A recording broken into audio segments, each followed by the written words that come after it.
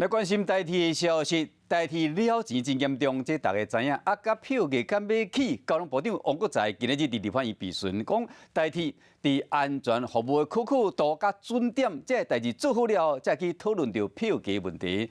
随双方王国材烦恼代志，毋那这项尔。卫福部长陈时中之前有讲过，会有753缩短检疫时间，我该是真好奇讲，观光局敢有伫顶档啊？王国材是回应讲，乐观基层即摆已经甲业者伫讨论啊。这个没有看到观光局的案子，你可以接受吗？是这样，现在卫福部高高在上。卫福部是太上皇。下早来到立院，在面对立委一直质询，交通部长王国材有真侪考验，因为以前民众拢无法度出国，外界上关心的是，到底是当时才会当出国。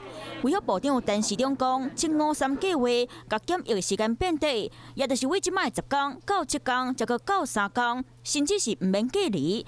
交通部刚开始动作啊。您觉得753？7天就有竞争力，还是5天有竞争力，还是要到3天，甚至到0才有竞争力？我觉得您了解，至少要到3天。那我们乐观其成啊，比如到3的话，如果到3天检疫，几乎国门已经有大概80%可以。交通部已经请观光业准备好，随时照检疫的时间变短，才去提出方案。若是中央决定地当开始做，面对问题，颠倒是代替票价，因为代替当年伫咧了钱。了的钱就要4000亿，车票26年拢无起是主要原因。我们是希望它在安全还有这个服务的可靠度，尤其是准点方面做好以后，然后我们再来谈票价的调整。